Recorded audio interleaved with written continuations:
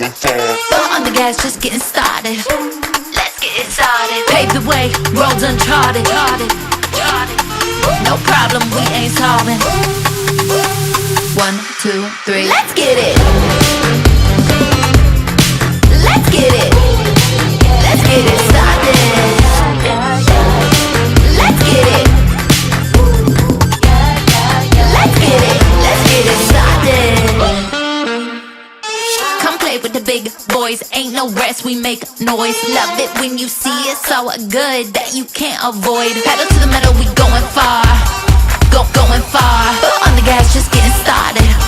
Let's get it started. Pave the way, roads uncharted. Let's get it. Let's get it started. Let's get it started. Let's get it. Let's get Good it morning started. again, everyone, and welcome on this beautiful morning, Saturday morning. Welcome to our very first InspireHer Confidence Summit. Belinda, you ready?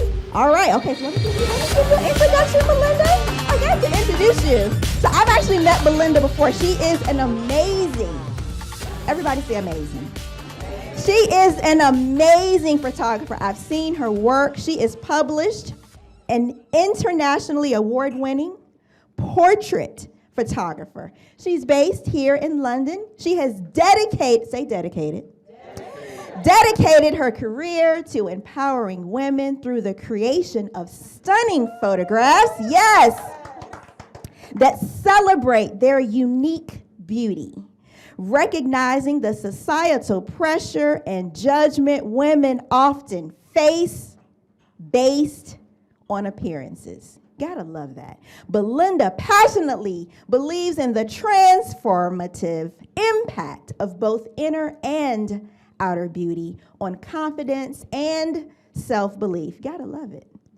With a keen understanding that individuals may not always feel represented or justified in their photos, Belinda has honed her skills over the years to capture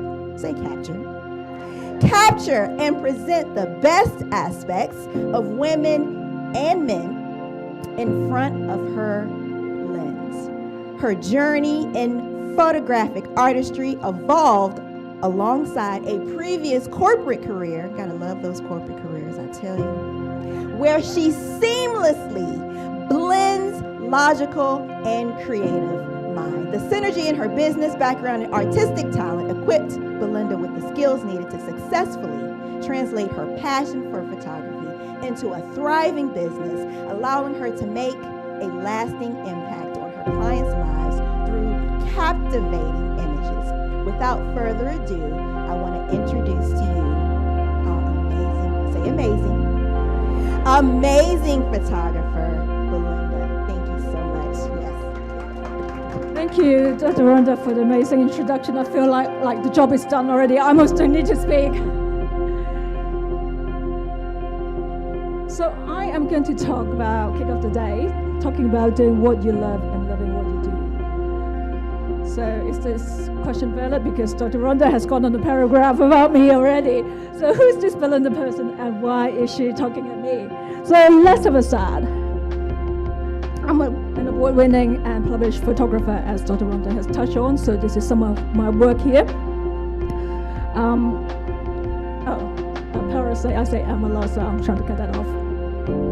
My niche is in portrait photography. So I do personal portraits, branding photography, car, business profile photos, and I also do boudoir photography for women. And I specialize in photographing women.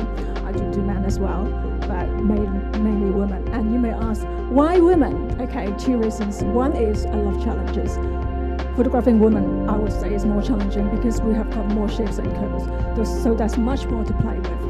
And the other thing is, as a woman, I get you. So how many of you here say, I don't like my photos being taken?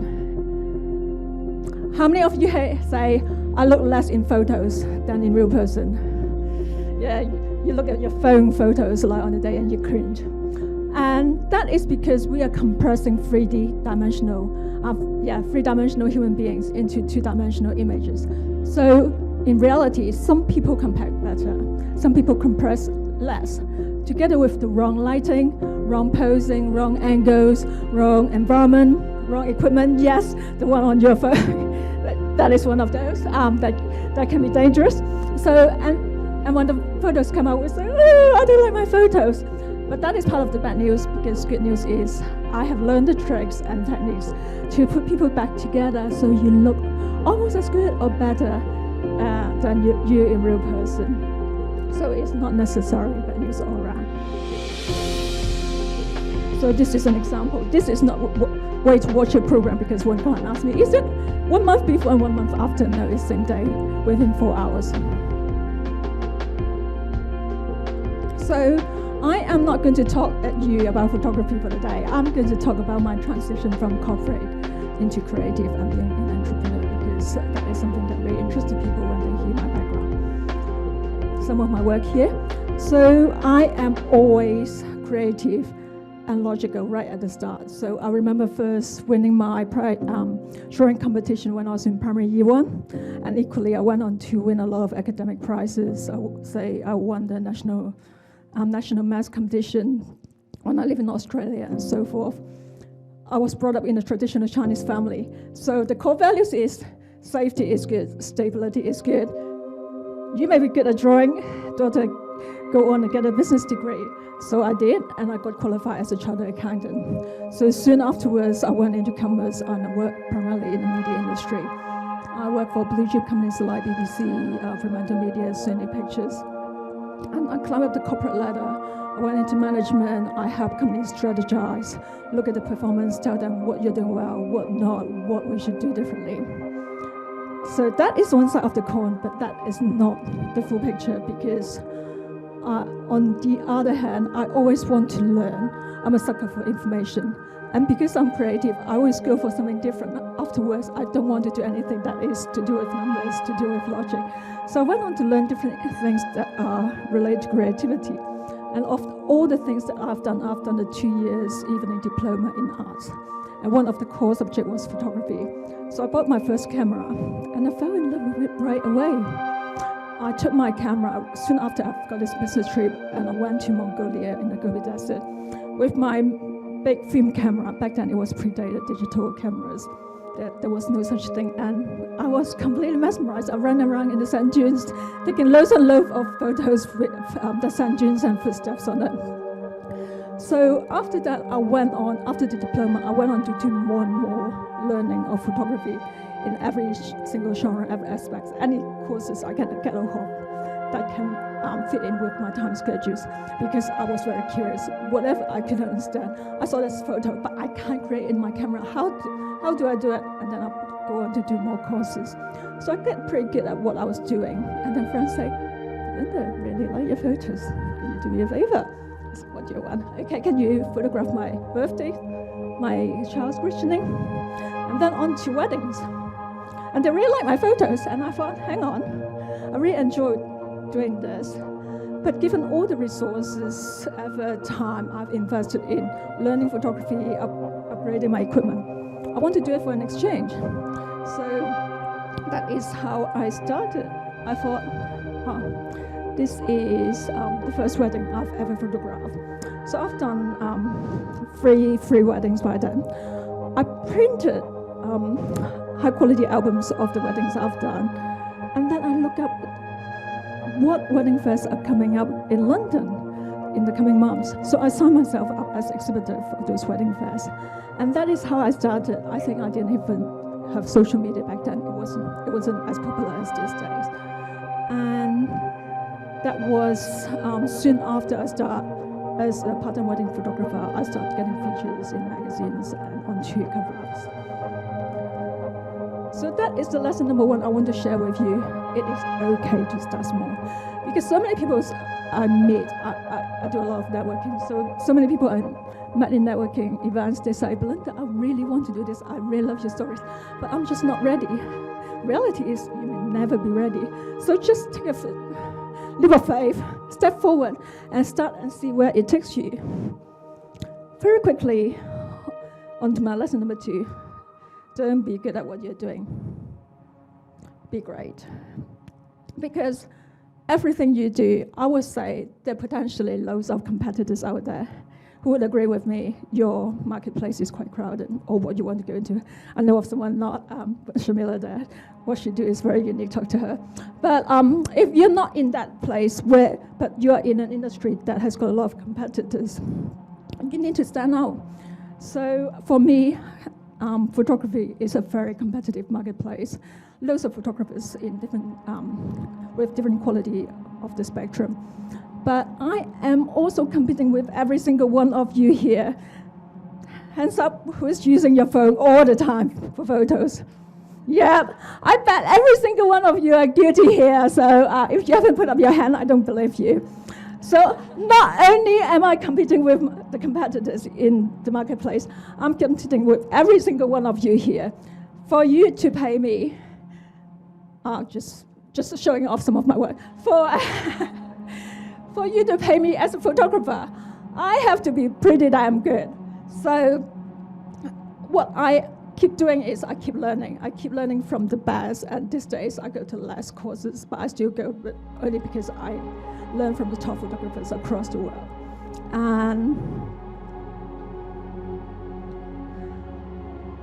not everything is coming up.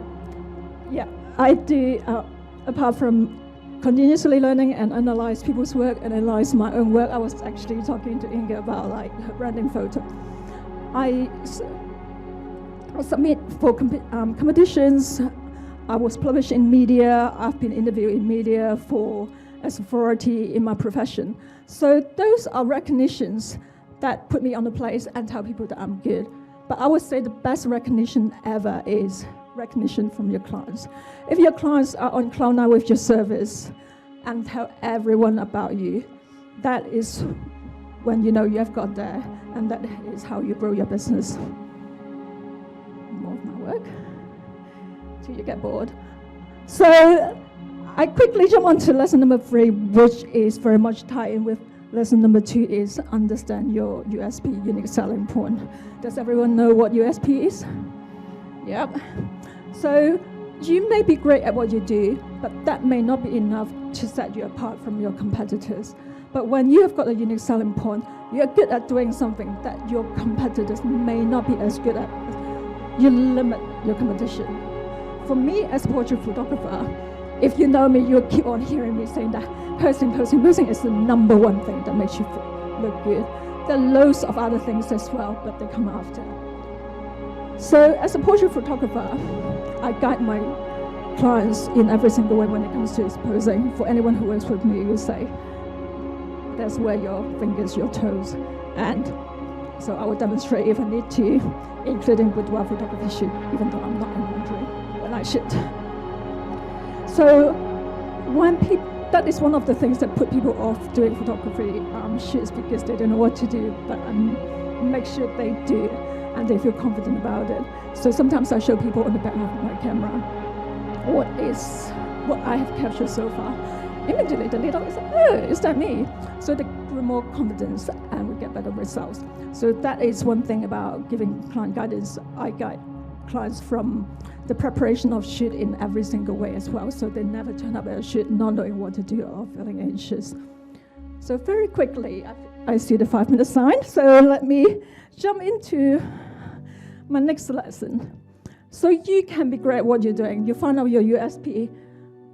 You need to let the world know about you to find you. So you have to think about marketing and branding. What have I got for this slide?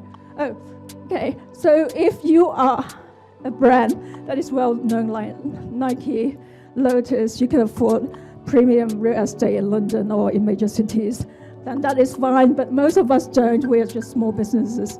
So what you need to do is to put yourself out there, establish a brand for yourself. And digital presence is prime, I would say. So start with a good website that stands out, that looks good, looks professional, and tell people what you do. So just to show an example, that is a client, a bit distorted, he doesn't look as bad as that. That is his bio in his website before branding. That is after branding is done, just a photo looks much different, and that is the homepage with everything synced in and clearly telling everyone he's a neuroscientist and he's damn good at it. And next thing is support your website with social media. Make sure that they're in sync with each other. Think about what else you can do. You can go into speaking like we do. You can be in media. You can go as simple as just networking. Just go talk to people, tell them what you do.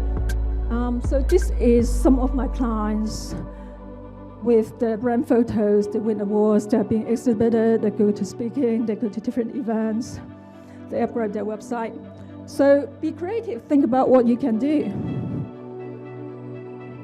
So I am going to wrap up, but before I do, I can keep going and on, but I've got limited time. So before I wrap up, I'd like to show you a 1-minute reel just to tie in with what I do and reinforce what I said.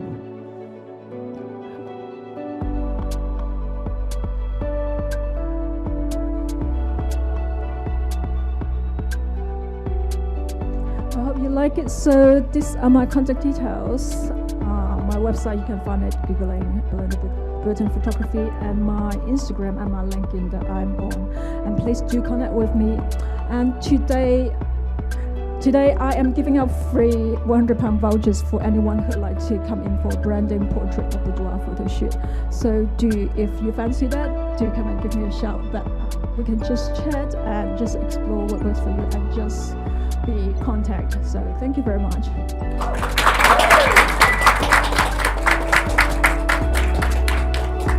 That was awesome. Belinda Burton, everybody. Give her another round of applause. You know, Belinda, you are